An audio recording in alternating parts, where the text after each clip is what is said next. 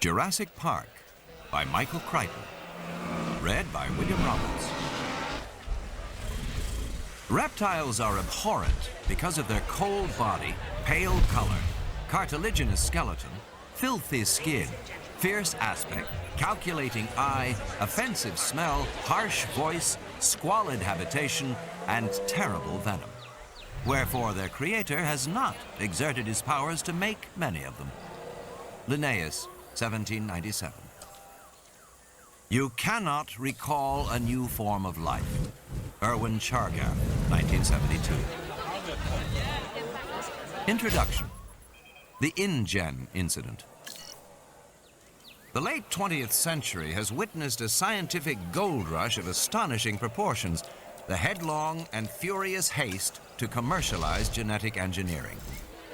This enterprise has proceeded so rapidly, with so little outside commentary, that its dimensions and implications are hardly understood at all. Biotechnology promises the greatest revolution in human history. By the end of this decade, it will have outdistanced atomic power and computers in its effect on our everyday lives.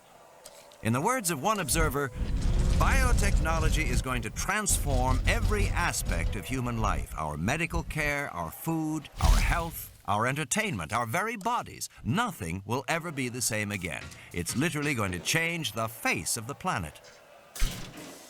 But the biotechnology revolution differs in three important respects from past scientific transformations. First, it is broad-based. America entered the atomic age through the work of a single research institution at Los Alamos. It entered the computer age through the efforts of about a dozen companies. But biotechnology research is now carried out in more than 2,000 laboratories in America alone. 500 corporations spend $5 billion a year on this technology. Second, much of the research is thoughtless or frivolous. Efforts to engineer paler trout for better visibility in the stream, square trees for easier lumbering, and injectable scent cells so you'll always smell of your favorite perfume may seem like a joke, but they are not. Indeed, the fact that biotechnology can be applied to the industries traditionally subject to the vagaries of fashion, such as cosmetics and leisure activities, heightens concern about the whimsical use of this powerful new technology. Third, the work is uncontrolled. No one supervises it. No federal laws regulate it. There is no coherent government policy in America or anywhere else in the world. And because the products of biotechnology range from drugs to farm crops to artificial snow, an intelligent policy is difficult. But most disturbing is the fact that no watchdogs are found among scientists themselves. It is remarkable that nearly every scientist in genetics research is also engaged in the commerce of biotechnology. There are no detached observers. Everybody has a stake. The commercialization of molecular biology is the most stunning ethical event in the history of science, and it has happened with astonishing speed. For 400 years since Galileo, science has always proceeded as a free and open inquiry into the workings of nature. Scientists have always ignored national boundaries, holding themselves above the transitory concerns of politics and even wars. Scientists have always rebelled against secrecy in research, and have even frowned on the idea of patenting their discoveries, seeing themselves as working to the benefit of all mankind. And for many generations, the discoveries of scientists did indeed have a peculiarly selfless quality. When in 1953, two young researchers in England, James Watson and Francis Crick, deciphered the structure of DNA, their work was hailed as a triumph of the human spirit, of the centuries-old quest to understand the universe in a scientific way. It was confidently expected that their discovery would be selflessly extended to the greater benefit of mankind. Yet that did not happen. 30 years later, nearly all of Watson and Crick's scientific colleagues were engaged in another sort of enterprise entirely. Research in molecular genetics had become a vast, multi-billion-dollar commercial undertaking, and its origins can be traced not to 1953, but to April 1976. That was the date of a now famous meeting in which Robert Swanson, a venture capitalist, approached Herbert Boyer, a biochemist at the University of California. The two men agreed to found a commercial company to exploit Boyer's gene splicing techniques. Their new company, Genentech, quickly became the largest and most successful of the genetic engineering startups. Suddenly it seemed as if everyone wanted to become rich. Than the T-Rex. New companies were announced almost weekly, and scientists flocked to exploit genetic research. Rex. By 1986, at least 362 scientists, including 64 in the National Academy, sat on the advisory boards of biotech firms. The number of those who held equity positions or consultancies was several times greater. It is necessary to emphasize how significant this shift in attitude actually was. In the past, pure scientists took a snobbish view of business. They saw the pursuit of money as intellectually uninteresting, suited only to shopkeepers. And to do research for industry, even at the prestigious Bell or IBM labs, was only for those who couldn't get a university appointment. Thus, the attitude of pure scientists was fundamentally critical toward the work of applied scientists and to industry in general. Their long-standing antagonism kept university scientists free of contaminating industry ties, and whenever debate arose about technological matters, disinterested scientists were available to discuss the issues at the highest levels. But that is no longer true. There are very few molecular biologists and very few research institutions without commercial affiliations. The old days are gone. Genetic research continues at a more furious pace than ever, but it is done in secret and in haste and for profit. In this commercial climate, it is probably inevitable that a company as ambitious as International Genetic Technologies Incorporated of Palo Alto would arise. It is equally unsurprising that the genetic crisis it created should go unreported. After all, InGen's research was conducted in secret.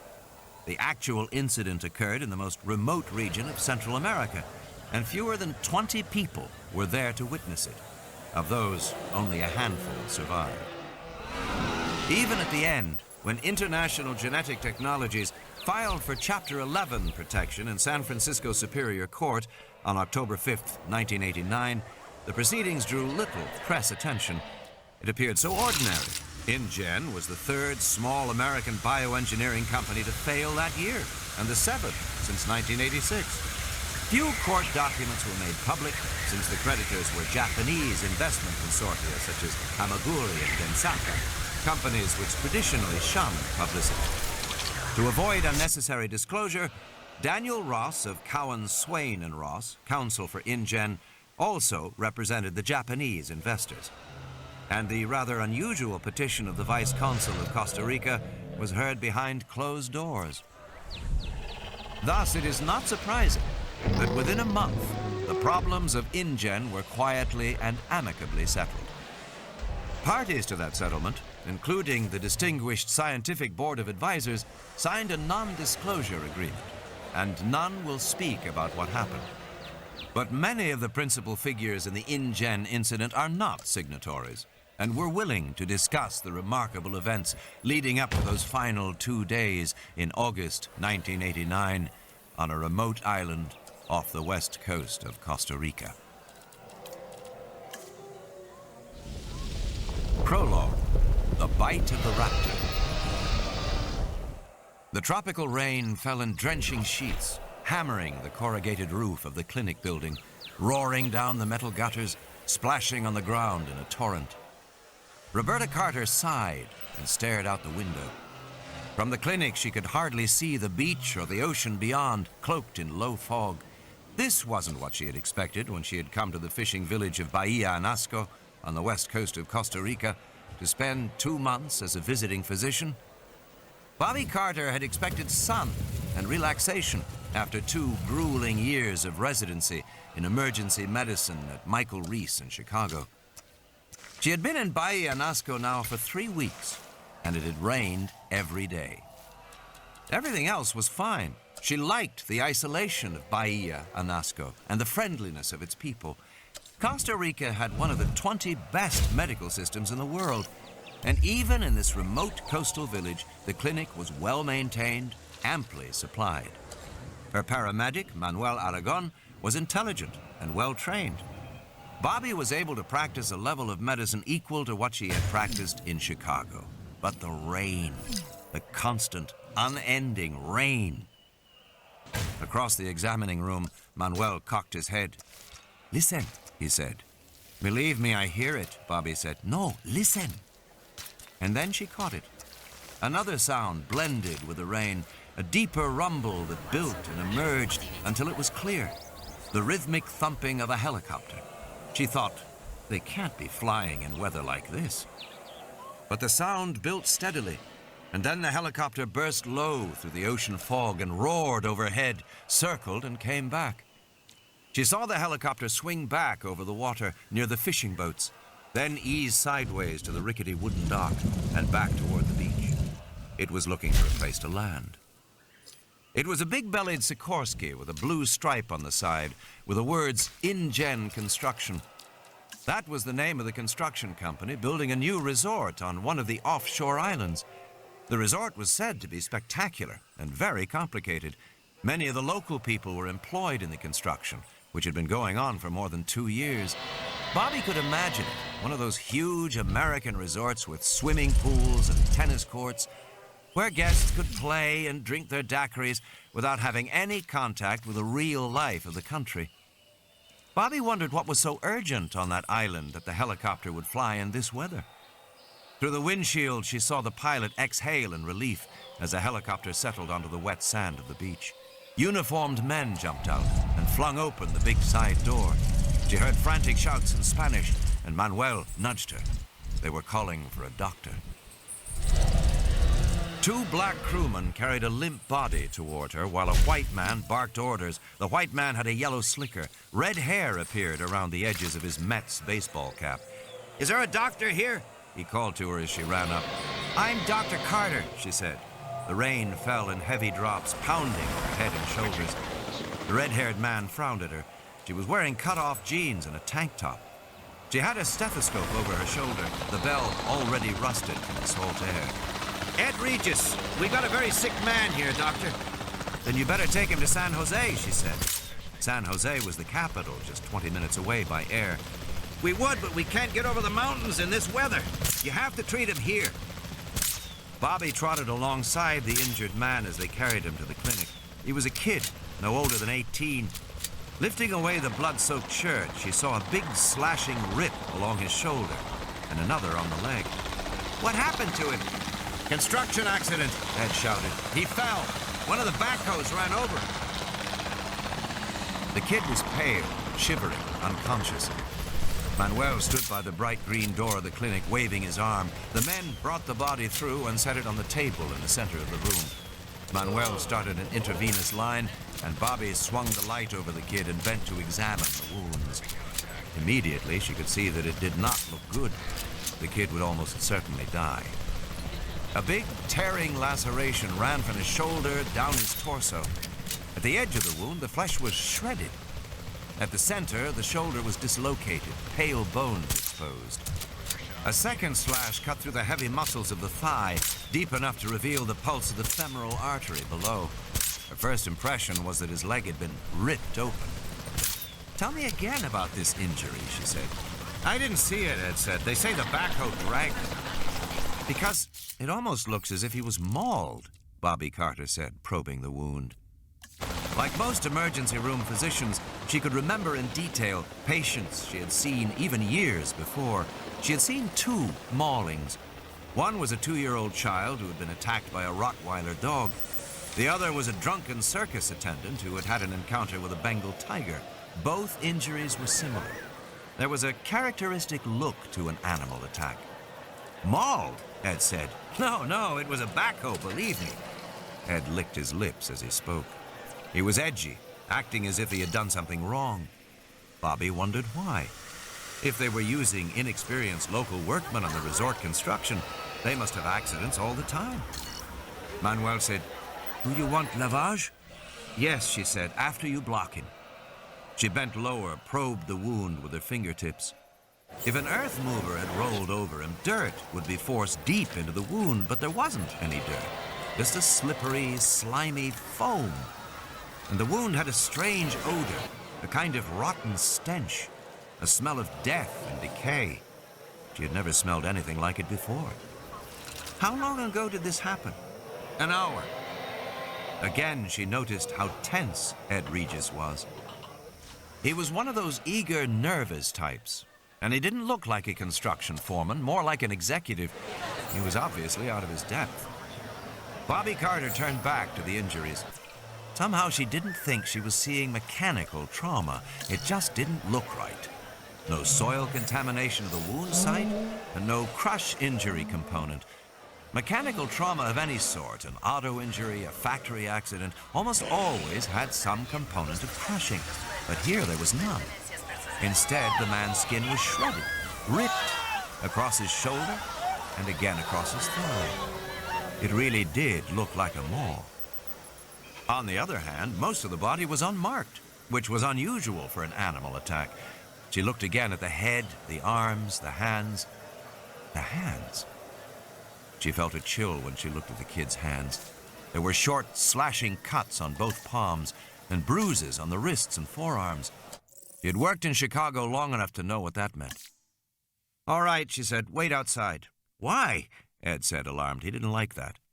"Do you want me to help him or not?" she said, and pushed him out the door and closed it on his face. She didn't know what was going on, but she didn't like it. Manuel hesitated. "I continue to wash?" "Yes," she said. She reached for her little Olympus point and shoot. She took several snapshots of the injury, shifting her light for a better view. It really did look like bites, she thought. Then the kid groaned, and she put her camera aside and bent toward him. His lips moved, his tongue thick. "Raptor," he said. "Losaraptor." At those words, Manuel froze, stepped back in horror. "What does it mean?" Bobby said. Manuel shook his head. "I do not know, doctor. Losaraptor no es español." "No?" It sounded to her like Spanish. "Then please continue to wash him." "No, doctor." He wrinkled his nose. "Bad smell." And he crossed himself. Bobby looked again at the slippery foam streaked across the wound. She touched it, rubbing it between her fingers. It seemed almost like saliva. The injured boy's lips moved. "Raptor," he whispered. In a tone of horror, Manuel said, "It bit him." "What bit him?" "Raptor." "What's a raptor?" "It means upia." Bobby frowned. The Costa Ricans were not especially superstitious, but she had heard the upia mentioned in the village before. They were said to be night ghosts, faceless vampires who kidnapped small children. According to the belief, the upia had once lived in the mountains of Costa Rica, but now inhabited the islands offshore. Manuel was backing away, murmuring and crossing himself. "It is not normal, this smell," he said. "It is the upia." Bobby was about to order him back to work when the injured youth opened his eyes and sat straight up on the table. Manuel shrieked in terror. The injured boy moaned and twisted his head, looking left and right with wide, staring eyes, and then he explosively vomited blood. He went immediately into convulsions, his body vibrating, and Bobby grabbed for him, but he shuddered off the table onto the concrete floor. He vomited again. There was blood everywhere. Ed opened the door, saying, "What the hell's happening?" And when he saw the blood, he turned away, his hand to his mouth. Bobby was grabbing for a stick to put in the boy's clenched jaws, but even as she did it, she knew it was hopeless. And with a final spastic jerk, he relaxed and lay still. She bent to perform mouth-to-mouth, but Manuel grabbed her shoulder fiercely, pulling her back. "No," he said. "The upia will cross over." "Manuel, for God's sake, no!" He stared at her fiercely. "No, you do not understand these things." Bobby looked at the body on the ground and realized that it didn't matter. There was no possibility of resuscitating him. Manuel called for the men, who came back into the room and took the body away. Ed appeared, wiping his mouth with the back of his hand, muttering, "I'm sure you did all you could." And then she watched as the men took the body away. back to the helicopter, and it lifted thunderously up into the sky. "It is better," Manuel said. Bobby was thinking about the boy's hands. They had been covered with cuts and bruises in the characteristic pattern of defense wounds. She was quite sure he had not died in a construction accident. He had been attacked, and he had held up his hands against his attacker. "Where is this island they've come from?" she asked. "In the ocean. Perhaps 120 miles offshore." "Pretty far for a resort," she said. Manuel watched the helicopter. "I hope they never come back." Well, she thought, at least she had pictures. But when she turned back to the table, she saw that her camera was gone. The rain finally stopped later that night. Alone in the bedroom behind the clinic, Bobby thumbed through her tattered paperback Spanish dictionary. The boy had said raptor, and despite Manuel's protests, she suspected it was a Spanish word. Sure enough, she found it in her dictionary. It meant ravisher or abductor. That gave her pause. The sense of the word was suspiciously close to the meaning of upia. Of course, she did not believe in the superstition, and no ghost had cut those hands. What had the boy been trying to tell her? From the next room, she heard groans. One of the village women was in the first stage of labor, and Elena Morales, the local midwife, was attending her. Bobby went into the clinic room and gestured to Elena to step outside for a moment. "Elena, see, doctor? Do you know what is a raptor?" Elena was gray-haired and 60, a strong woman with a practical, no-nonsense air. In the night, beneath the stars, she frowned and said, "Raptor? Yes, you know this word?" "See," Elena nodded. "It means a person who comes in the night and takes away a child." "A kidnapper?" "Yes." "Upia?" Her whole manner changed. "Do not say this word, doctor." "Why not?" "Do not speak of upia now," Elena said firmly, nodding her head toward the groans of the laboring woman. "It is not wise to say this word now." "But does a raptor bite and cut his victims?" "Bite and cut?" Elena said, puzzled. "No, doctor. Nothing like this. A raptor is a man who takes a new baby." She seemed irritated by the conversation, impatient to end it. Elena started back toward the clinic. "I will call to you when she is ready, doctor. I think 1 hour more, perhaps 2. Bobby looked at the stars and listened to the peaceful lapping of the surf at the shore. In the darkness, she saw the shadows of the fishing boats anchored offshore. The whole scene was quiet, so normal. She felt foolish to be talking of vampires and kidnapped babies. Bobby went back to her room, remembering again that Manuel had insisted it was not a Spanish word. Out of curiosity, she looked in the little English dictionary. And to her surprise, she found the word there, too. Raptor, noun, derivation of Latin raptor, plunderer, French raptus, bird of prey.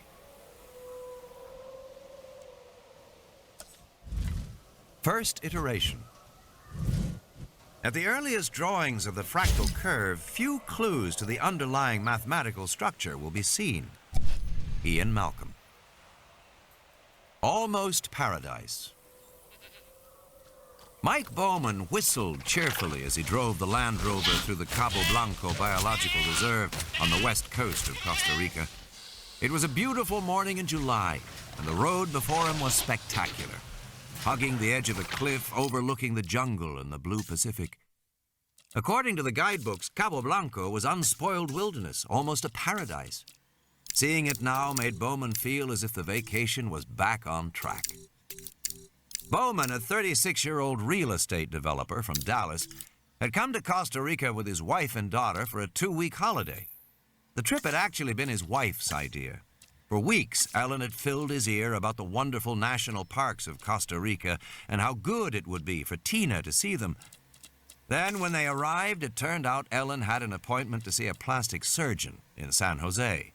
That was the first Mike Bowman had heard about the excellent and inexpensive plastic surgery available in Costa Rica and all the luxurious private clinics in San Jose. Of course, they'd had a huge fight. Mike felt she'd lied to him. And she had. And he put his foot down about this plastic surgery business. Anyway, it was ridiculous. Ellen was only 30, and she was a beautiful woman. Hell, she'd been homecoming queen her senior year at Rice, and that was not even 10 years earlier. But Ellen tended to be insecure and worried. And it seemed as if, in recent years, she had mostly worried about losing her looks. That and everything else. The Land Rover bounced in a pothole, splashing mud. Seated beside him, Ellen said, "Mike, are you sure this is the right road? We haven't seen any other people for hours." "There was another car 15 minutes ago," he reminded her. "Remember the blue one?" "Going the other way?" "Darling, you wanted a deserted beach," she said, "and that's what you're gonna get." Ellen shook her head doubtfully. "I hope you're right." "Yeah, Dad, I hope you're right," said Christina from the back seat. She was 8 years old. "Trust me, I'm right." He drove in silence a moment. "It's beautiful, isn't it? Look at that view. It's beautiful." "It's okay," Tina said.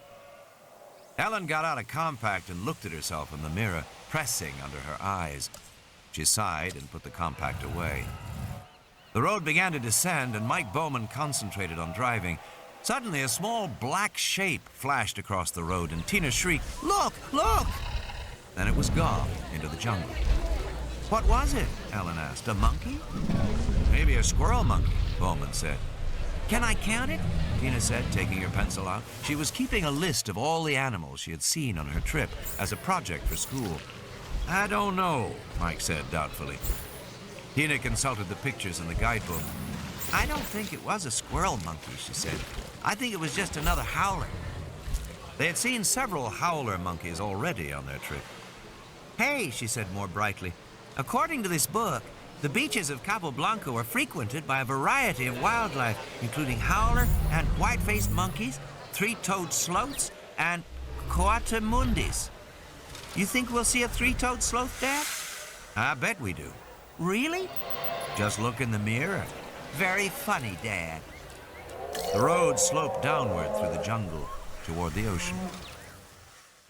Mike Bowman felt like a hero when they finally reached the beach. A 2-mile crescent of white sand, utterly deserted. He parked the Land Rover in the shade of the palm trees that fringed the beach and got out the box lunches. Ellen changed into her bathing suit, saying, "Honestly, I don't know how I'm going to get this weight off." "You look great, hon." Actually, he felt that she was too thin, but he had learned not to mention that. Tina was already running down the beach. "Don't forget you need your sunscreen," Ellen called. "Later," Tina shouted over her shoulder. "I'm going to see if there's a sloth." Ellen Bowman looked around at the beach and the trees. "You think she's all right?" "Honey, there's nobody here for miles," Mike said. "What about snakes?" "Oh, for God's sake," Mike Bowman said. "There's no snakes on a beach." "Well, there might be." "Honey," he said firmly, "snakes are cold-blooded. They're reptiles. They can't control their body temperature. It's 90 degrees on that sand. If a snake came out, it'd be cooked. Believe me, there's no snakes on the beach." He watched his daughter scampering down the beach, a dark spot on the white sand. "Let her go. Let her have a good time." He put his arm around his wife's waist. Tina ran until she was exhausted, and then she threw herself down in the sand and gleefully rolled to the water's edge. The ocean was warm, and there was hardly any surf at all. She sat for a while, catching her breath, and then she looked back toward her parents in the car to see how far she had come. Her mother waved, beckoning her to return. Tina waved back cheerfully, pretending she didn't understand. Tina didn't want to put sunscreen on, and she didn't want to go back and hear her mother talk about losing weight. She wanted to stay right here and maybe see a sloth. Tina had seen a sloth 2 days earlier at the zoo in San Jose. It looked like a Muppets character, and it seemed harmless. In any case, it couldn't move fast. She could easily outrun it. Now her mother was calling to her, and Tina decided to move out of the sun, back from the water, to the shade of the palm trees. In this part of the beach, the palm trees overhung a gnarled tangle of mangrove roots, which blocked any attempt to penetrate inland. Tina sat in the sand and kicked the dried mangrove leaves. She noticed many bird tracks in the sand. Costa Rica was famous for its birds. The guidebook said there were 3 times as many birds in Costa Rica as in all of America and Canada. In the sand, some of the 3-toed bird tracks were small and so faint they could hardly be seen. Other tracks were large and cut deeper in the sand. Tina was looking idly at the tracks when she heard a chirping, followed by a rustling in the mangrove thicket. Did sloths make a chirping sound? Tina didn't think so, but she wasn't sure. The chirping was probably some ocean bird. She waited quietly, not moving, hearing the rustling again. And finally, she saw the source of the sounds. A few yards away, a lizard emerged from the mangrove roots and peered at her. Tina held her breath. A new animal for her list. The lizard stood up on its hind legs, balancing on its thick tail, and stared at her. Standing like that, it was almost a foot tall, dark green with brown stripes along its back. Its tiny front legs ended in little lizard fingers that wiggled in the air. The lizard cocked its head as it looked at her.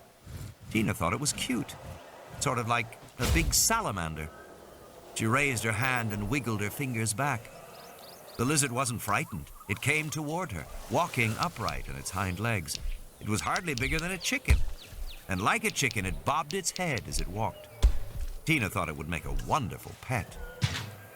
She noticed that the lizard left 3-toed tracks that looked exactly like bird tracks. The lizard came closer to Tina. She kept her body still, not wanting to frighten the little animal. She was amazed that it would come so close, but she remembered that this was a national park. All the animals in the park would know that they were protected. This lizard was probably tame. Maybe it even expected her to give it some food. Unfortunately, she didn't have any. Slowly, Tina extended her hand, palm open, to show she didn't have any food. The lizard paused, cocked his head, and chirped. "Sorry," Tina said. "I just don't have anything." And then, without warning, the lizard jumped up onto her outstretched hand. Tina could feel its little toes pinching the skin of her palm, and she felt the surprising weight of the animal's body pressing her arm down. And then the lizard scrambled up her arm toward her face. "I just wish I could see her," Ellen Bowman said, squinting in the sunlight. "That's all, just see her." "I'm sure she's fine," Mike said, picking through the box lunch packed by the hotel. There was unappetizing grilled chicken and some kind of a meat-filled pastry. Not that Ellen would eat any of it. "You don't think she'd leave the beach?" Ellen said. "No, hon, I don't." "I feel so isolated here," Ellen said. "I thought that's what you wanted," Mike Bowman said. "I did." "Well then, what's the problem?" "I just wish I could see her is all," Ellen said.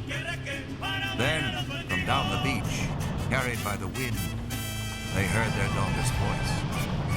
She was screaming. Punta Arenas. "I think she is quite comfortable now," Dr. Cruz said, lowering the plastic flap of the oxygen tent around Tina as she slept. Mike Bowman sat beside the bed close to his daughter. Mike thought Dr. Cruz was probably pretty capable. He spoke excellent English, the result of training at medical centers in London and Baltimore. Dr. Cruz radiated comfort, and the Clínica Santa Maria, the modern hospital in Punta Arenas, was spotless and efficient. But even so, Mike Bowman felt nervous. There was no getting around the fact that his only daughter was desperately ill, and they were far from home. When Mike at first reached Tina, she was screaming hysterically. Her whole left arm was bloody, covered with a profusion of small bites, each the size of a thumbprint. And there were flecks of sticky foam on her arm, like a foamy saliva. He carried her back down the beach. Almost immediately, her arm began to redden and swell. Mike would not soon forget the frantic drive back to civilization, the 4-wheel drive Land Rover slipping and sliding up the muddy track into the hills, while his daughter screamed in fear and pain, and her arm grew more bloated and red. Long before they reached the park boundaries, the swelling had spread to her neck, and then Tina began to have trouble breathing. "She'll be all right now?" Ellen said, staring through the plastic oxygen tent. "I believe so," Dr. Cruz said. "I have given her another dose of steroids, and her breathing is much easier. And you can see the edema in her arm is greatly reduced." Mike Bowman said, "About those bites. We have no identification yet," the doctor said. "I myself haven't seen bites like that before, but you'll notice they are disappearing. It's already quite difficult to make them out. Fortunately, I have taken photographs for reference, and I have washed her arm to collect some samples of the sticky saliva. One for analysis here, a second to send to the labs in San Jose, and the third we will keep frozen in case it is needed. Do you have the picture she made?" "Yes," Mike Bowman said. He handed the doctor the sketch that Tina had drawn in response to questions from the admitting officials. "This is the animal that bit her?" Dr. Cruz said, looking at the picture. "Yes," Mike Bowman said. "She said it was a green lizard, the size of a chicken or a crow." "I don't know of such a lizard," the doctor said. "She has drawn it standing on its hind legs." "That's right," Mike Bowman said. "She said it walked on its hind legs." Dr. Cruz frowned. He stared at the picture a while longer. "I am not an expert. I have asked for Dr. Gutierrez to visit us here. He is a senior researcher at the Reserva Biológica de Carrara, which is across the bay. Perhaps he can identify the animal for us." "Isn't there someone from Cabo Blanco?" Bowman asked. "That's where she was bitten." "Unfortunately not," Dr. Cruz said. "Cabo Blanco has no permanent staff, and no researcher has worked there for some time. You were probably the first people to walk on that beach in several months. But I am sure you will find Dr. Gutierrez to be knowledgeable." Dr. Gutierrez turned out to be a bearded man wearing khaki shorts and shirt. The surprise was that he was American. He was introduced to the Bowmans, saying in a soft southern accent, "Mr. and Mrs. Bowman, how you doing? Nice to meet you." And then explaining that he was a field biologist from Yale who had worked in Costa Rica for the last 5 years. Marty Gutierrez examined Tina thoroughly, lifting her arm gently, peering closely at each of the bites with a penlight, then measuring them with a small pocket ruler. After a while, Gutierrez stepped away, nodding to himself as if he had understood something. He then inspected the Polaroids and asked several questions about the saliva, which Cruz told him was still being tested in the lab. Finally, he turned to Mike Bowman and his wife, waiting tensely. "I think Tina's going to be fine. I just want to be clear about a few details," he said, making notes in a precise hand. "Your daughter says she was bitten by a green lizard, approximately 1 foot high, which walked upright onto the beach from the mangrove swamp?" "That's right, yes." "And the lizard made some kind of a vocalization?" "Tina said it chirped or squeaked." "Like a mouse, would you say?" "Yes." "Well then," Dr. Gutierrez said, "I know this lizard." He explained that of the 6,000 species of lizards in the world, no more than a dozen species walked upright. Of those species, only 4 were found in Latin America. And judging by the coloration, the lizard could be only one of the 4. "I am sure this lizard was a Basiliscus amoratus, a striped basilisk lizard, found here in Costa Rica and also in Honduras. Standing on their hind legs, they are sometimes as tall as a foot." "Are they poisonous?" "No, Mrs. Bowman, not at all." Gutierrez explained that the swelling in Tina's arm was an allergic reaction. According to the literature, 14% of people are strongly allergic to reptiles, he said, and your daughter seems to be one of them. "She was screaming. She said it was so painful." "Probably it was," Gutierrez said. "Reptile saliva contains serotonin, which causes tremendous pain." He turned to Cruz. "Her blood pressure came down with antihistamines?" "Yes," Cruz said, "promptly." "Serotonin," Gutierrez said, "no question." Still, Ellen Bowman remained uneasy. "But why would a lizard bite her in the first place?" "Lizard bites are very common," Gutierrez said. "Animal handlers in zoos get bitten all the time. And just the other day, I heard that a lizard had bitten an infant in her crib in Amaloya, about 60 miles from where you were. So, bites do occur. I'm not sure why your daughter had so many bites. But what was she doing at the time?" "Nothing. She said she was sitting pretty still because she didn't want to frighten it away." "Sitting pretty still," Gutierrez said, frowning. He shook his head. "Well, I don't think we can say exactly what happened. Wild animals are unpredictable. And what about the foamy saliva on her arm? Ellen said. I keep thinking about rabies. No, Dr. Gutierrez said. A reptile can't carry rabies, Mrs. Bowman. Your daughter has suffered an allergic reaction to the bite of a basilisk lizard. Nothing more serious. Mike Bowman then showed Gutierrez the picture that Tina had drawn. Gutierrez nodded. I would accept this as a picture of a basilisk lizard, he said. A few details are wrong, of course. The neck is much too long, and she's drawn the hind legs with only 3 toes instead of 5. The tail is too thick and raised too high, but otherwise, this is a perfectly serviceable lizard of the kind we are talking about. But Tina specifically said the neck was long, Ellen Bowman insisted, and she said there were 3 toes on the foot. Tina's pretty observant, Mike Bowman said. I'm sure she is, Gutierrez said, smiling, but I still think your daughter was bitten by a common Basilisk amaratus and had a severe herpetological reaction. Normal time course with medication is 12 hours. She should be just fine in the morning. In the modern laboratory in the basement of the Clinica Santa Maria, word was received that Dr. Gutierrez had identified the animal that had bitten the American child as a harmless basilisk lizard. Immediately, the analysis of the saliva was halted, even though a preliminary fractionation showed several extremely high molecular weight proteins of unknown biological activity.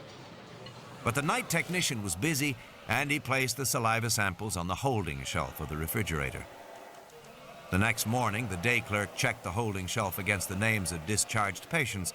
Seeing that Bowman Christina L. was scheduled for discharge that morning, the clerk threw out the saliva samples.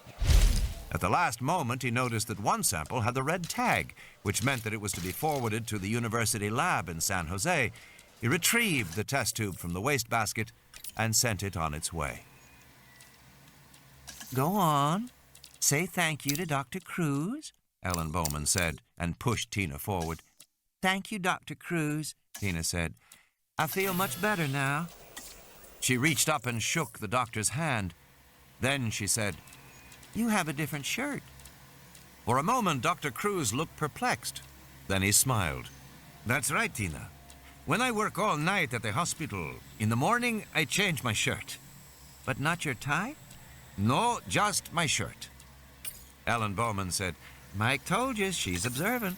She certainly is. Dr. Cruz smiled and shook the little girl's hand gravely. Enjoy the rest of your holiday in Costa Rica, Tina. I will. The Bowman family had started to leave when Dr. Cruz said, Oh, Tina, do you remember the lizard that bit you? Uh-huh. You remember its feet? Uh-huh. Did it have any toes? Yes. How many toes did it have? 3, she said. How do you know that? Because I looked, she said. Anyway, all the birds on the beach made marks in the sand with 3 toes like this. She held up her hand, middle 3 fingers spread wide. And the lizard made those kind of marks in the sand, too. The lizard made marks like a bird? Uh-huh, Tina said. He walked like a bird, too. He jerked his head like this, up and down. She took a few steps, bobbing her head. After the Bowmans had departed, Dr. Cruz decided to report this conversation to Gutierrez at the biological station. I must admit the girl's story is puzzling, Gutierrez said. I've been doing some checking myself. I am no longer certain she was bitten by a basilisk. Not certain at all. Then, what could it be? Well, Gutierrez said, let's not speculate prematurely. By the way, have you heard of any other lizard bites at the hospital? No. Why? They call this the Ankylosaurus. I call it an armored ball of walking, breathing trouble. Still, some might call it charming, Marty amusing, Gutierrez sat on the beach and watched the afternoon sun fall lower in the sky until it sparkled harshly on the water of the bay, and its rays reached beneath the palm trees to where he sat among the mangroves on the beach of Cabo Blanco. As best he could determine, he was sitting near the spot where the American girl had been 2 days before. Although it was true enough, as he had told the Bowmans, that lizard bites were common, Gutierrez had never heard of a basilisk lizard biting anyone. And he had certainly never heard of anyone being hospitalized for lizard bite. Then, too, the bite radius on Tina's arm appeared slightly too large for a basilisk. When he got back to the Carrara station, he had checked the small research library there, but found no reference to basilisk lizard bites. Next, he checked International Biosciences Services, a computer database in America, but he found no references to basilisk bites or hospitalization for lizard bites. He then called the medical officer in Amaloya, who confirmed that a 9-day-old infant sleeping in its crib had been bitten on the foot by an animal the grandmother, the only person actually to see it, claimed was a lizard. Subsequently, the foot had become swollen, and the infant had nearly died. The grandmother described the lizard as green with brown stripes. It had bitten the child several times before the woman frightened it away. Strange, Gutierrez had said. No, like all the others, the medical officer replied, adding that he had heard of other biting incidents. A child in Vasquez, the next village up the coast, had been bitten while sleeping, and another in Puerto Sotrero. All these incidents had occurred in the last 2 months. All had involved sleeping children and infants. Such a new and distinctive pattern led Gutierrez to suspect the presence of a previously unknown species of lizard. This was particularly likely to happen in Costa Rica. Only 75 miles wide at its narrowest point, the country was smaller than the state of Maine.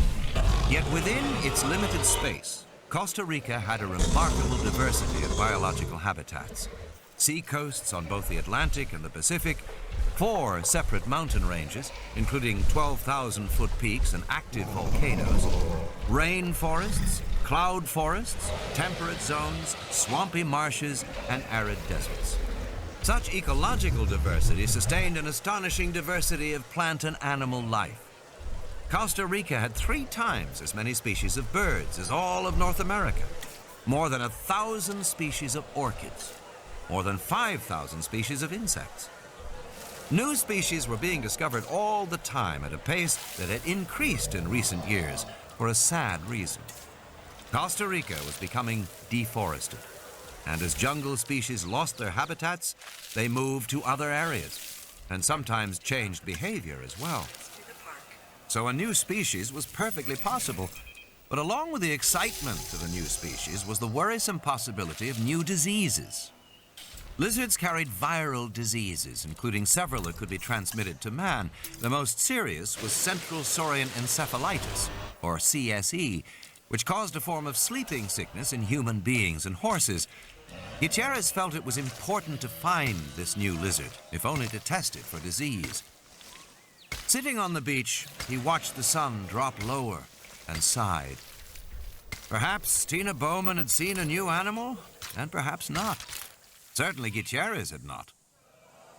Earlier that morning, he had taken the air pistol, loaded the clip with ligamine darts, and set out for the beach with high hopes. But the day was wasted. Soon he would have to begin the drive back up the hill from the beach. He did not want to drive that road in darkness. Gutierrez got to his feet and started back up the beach. Farther along, he saw the dark shape of a howler monkey ambling along the edge of the mangrove swamp. Gutierrez moved away, stepping out toward the water. If there was one howler, there would probably be others in the trees overhead, and howlers tended to urinate on intruders. But this particular howler monkey seemed to be alone, and walking slowly and pausing frequently to sit on its haunches. The monkey had something in its mouth. As Gutierrez came closer, he saw it was eating a lizard. The tail and the hind legs drooped from the monkey's jaws. Even from a distance, Gutierrez could see the brown stripes against the green. Gutierrez dropped to the ground and aimed the pistol. The howler monkey, accustomed to living in a protected reserve, stared curiously. He did not run away, even when the first dart whined harmlessly past him. When the second dart struck deep in the thigh, the howler shrieked in anger and surprise, dropping the remains of its meal as it fled into the jungle. Gutierrez got to his feet and walked forward. He wasn't worried about the monkey. The tranquilizer dose was too small to give it anything but a few minutes of dizziness. Already, he was thinking of what to do with his new find. Gutierrez himself would write the preliminary report, but the remains would have to be sent back to the United States for final, positive identification, of course. To whom should he send it? The acknowledged expert was Edward H. Simpson, emeritus professor of zoology at Columbia University in New York. An elegant older man with swept-back white hair, Simpson was the world's leading authority on lizard taxonomy. Probably, Marty thought, he would send his lizard to Dr. Simpson. New York. Dr. Richard Stone, head of the Tropical Diseases Laboratory of Columbia University Medical Center, often remarked that the name conjured up a grander place than it actually was. In the early 20th century, when the laboratory occupied the entire fourth floor of the Biomedical Research Building, crews of technicians worked to eliminate the scourges of yellow fever, malaria, and cholera. But medical successes, the research laboratories in Nairobi and Sao Paulo, had left the TDL a much less important place than it once was. Now, a fraction of its former size, it employed only 2 full-time technicians, and they were primarily concerned with diagnosing illnesses of New Yorkers who had traveled abroad. The lab's comfortable routine was unprepared for what it received that morning. "Oh, very nice," the technician in the Tropical Diseases Laboratory said as she read the customs label. "Partially masticated fragment of unidentified Costa Rican lizard." She wrinkled her nose. "This one's all yours, Dr. Stone." Richard Stone crossed the lab to inspect the new arrival. "Is this the material from Ed Simpson's lab?" "Yes," she said, "but I don't know why they'd send a lizard to us." "His secretary called," Stone said. "Simpson's on a field trip in Borneo for the summer, and because there's a question of communicable disease with this lizard, she asked our lab to take a look at it. Let's see what we've got." The white plastic cylinder was the size of a half-gallon milk container. It had locking metal latches and a screw top. It was labeled International Biological Specimen Container and plastered with stickers and warnings in 4 languages. The warnings were intended to keep the cylinder from being opened by suspicious customs officials. Apparently, the warnings had worked. As Richard Stone swung the big light over, he could see the seals were still intact. Stone turned on the air handlers and pulled on plastic gloves and a face mask. After all, the lab had recently identified specimens contaminated with Venezuelan equine fever, Japanese bee encephalitis, Kyasanur forest virus, Langat virus, and Mayaro. Then he unscrewed the top. There was the hiss of escaping gas, and white smoke boiled out. The cylinder turned frosty cold. Inside, he found a plastic Ziploc sandwich bag containing something green. Stone spread a surgical drape on the table and shook out the contents of the bag. A piece of frozen flesh struck the table with a dull thud. "Huh," the technician said. "Looks eaten."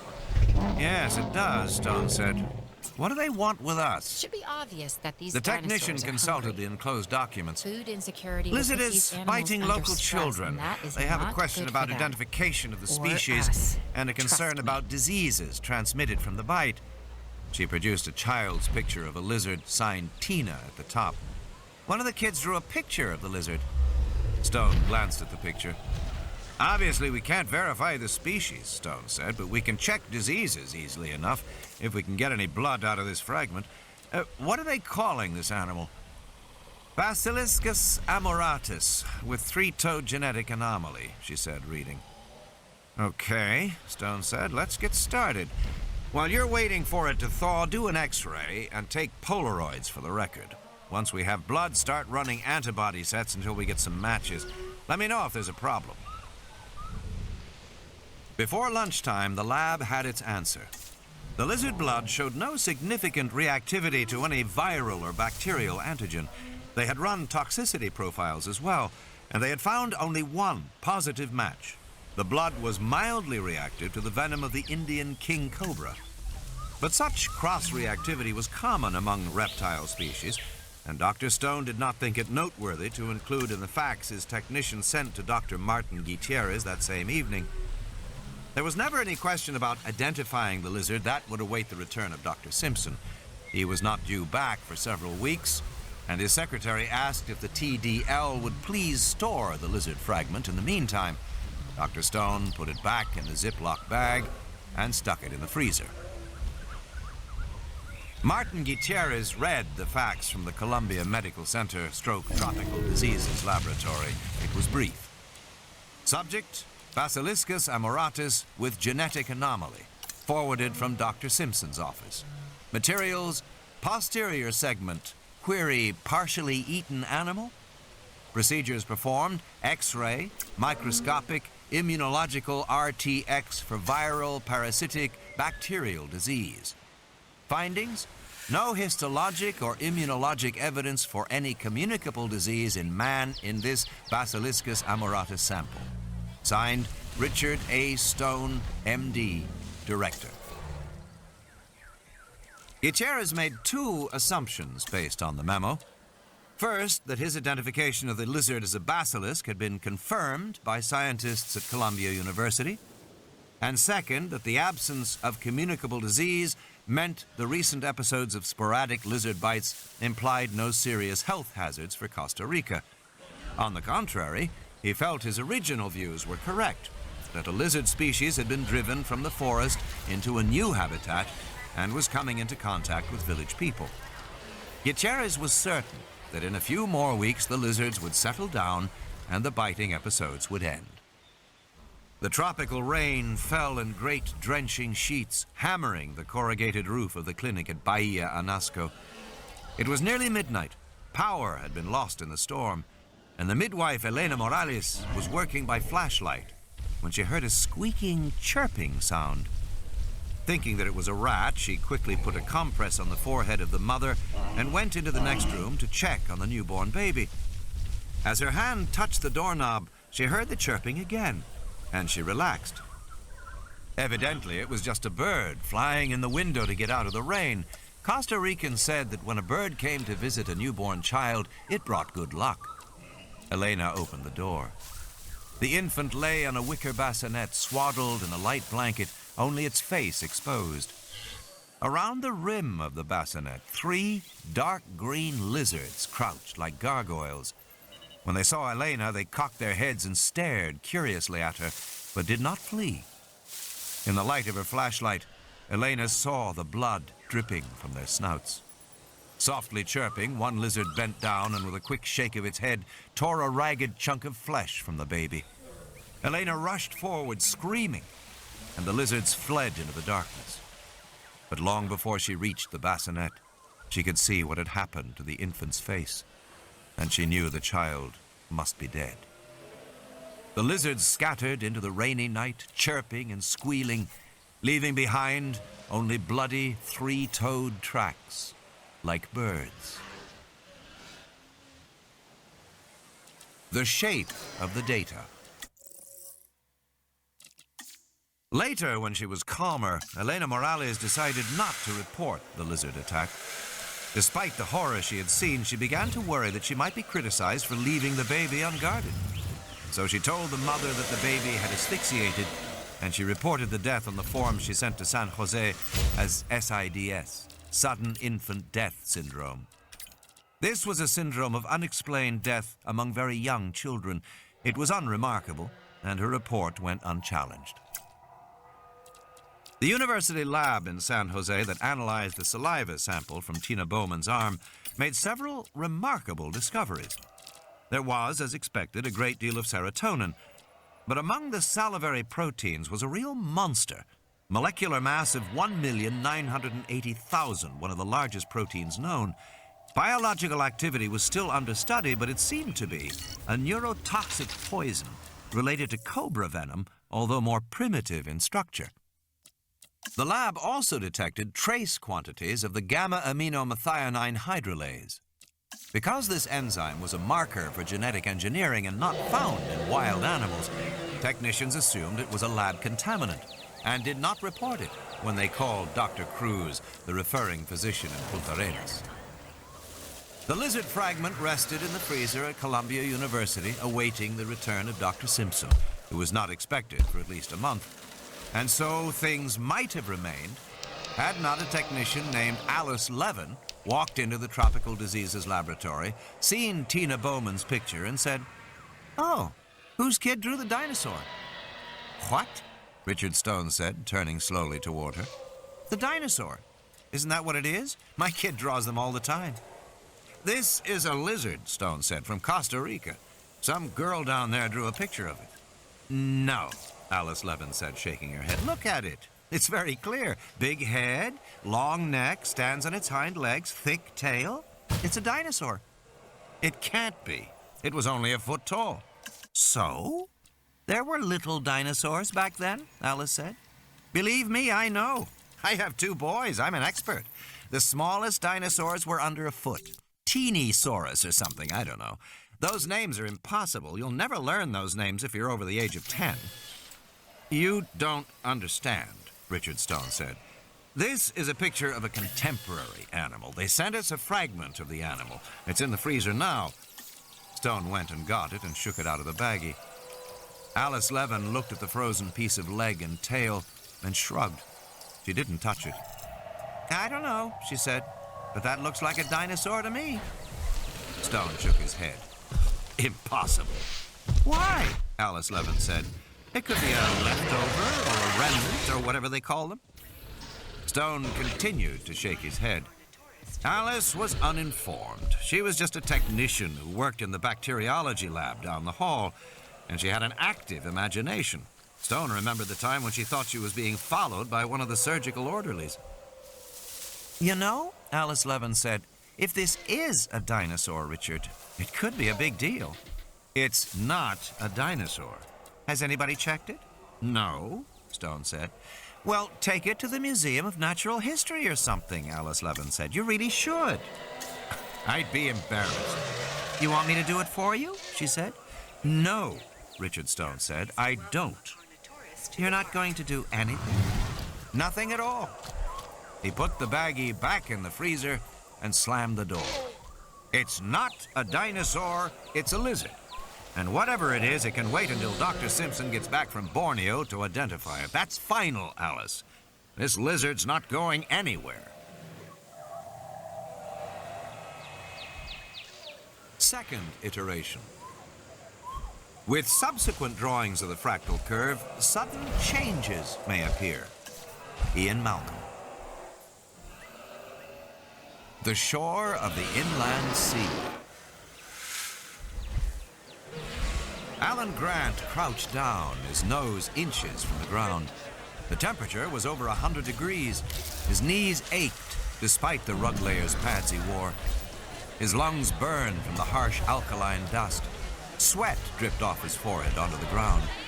But Grant was oblivious to the discomfort. His entire attention was focused on the 6-inch square of earth in front of him.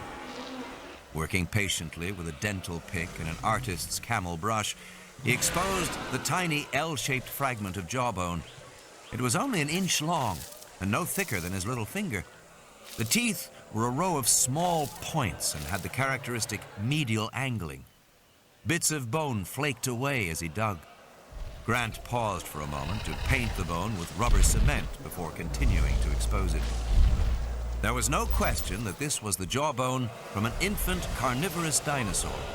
Its owner had died 79 million years ago at the age of about 2 months. With any luck, Grant might find the rest of the skeleton as well. If so, it would be the first complete skeleton of a baby carnivore. "Hey, Alan!" Alan Grant looked up, blinking in the sunlight. He pulled down his sunglasses and wiped his forehead with the back of his arm. He was crouched on an eroded hillside in the Badlands outside Snakewater, Montana. Beneath the great blue bowl of sky, blunted hills, exposed outcroppings of crumbling limestone, stretched for miles in every direction. There was not a tree or a bush, nothing but barren rock, hot sun, and whining wind. Visitors found the Badlands depressingly bleak, but when Grant looked at this landscape, he saw something else entirely. This barren land was what remained of another very different world, which had vanished 80 million years ago. In his mind's eye, Grant saw himself back in the warm, swampy bayou that formed the shoreline of a great inland sea. This inland sea was 1,000 miles wide, extending all the way from the newly upthrust Rocky Mountains to the sharp, craggy peaks of the Appalachians. All of the American West was underwater. At that time, there were thin clouds in the sky overhead, darkened by the smoke of nearby volcanoes. The atmosphere was denser, richer in carbon dioxide. Plants grew rapidly along the shoreline. There were no fish in these waters, but there were clams and snails. Pterosaurs swooped down to scoop algae from the surface. A few carnivorous dinosaurs prowled the swampy shores of the lake, moving among the palm trees. And offshore was a small island, about 2 acres in size. Ringed with dense vegetation, this island formed a protected sanctuary where herds of herbivorous duck-billed dinosaurs laid their eggs in communal nests and raised their squeaking young. Over the millions of years that followed, the pale green alkaline lake grew shallower and finally vanished. The exposed land buckled and cracked under the heat, and the offshore island with its dinosaur eggs became the eroded hillside in northern Montana, which Alan Grant was now excavating. "Hey, Alan!" He stood, a barrel-chested, bearded man of 40. He heard the chugging of the portable generator and the distant clatter of the jackhammer cutting into the dense rock on the next hill. He saw the kids working around the jackhammer, moving away the big pieces of rock after checking them for fossils. At the foot of the hill, he saw the 6 teepees of his camp, the flapping mess tent, and the trailer that served as their field laboratory. And he saw Ellie waving to him from the shadow of the field laboratory. "Visitor!" she called and pointed to the east. Grant saw the cloud of dust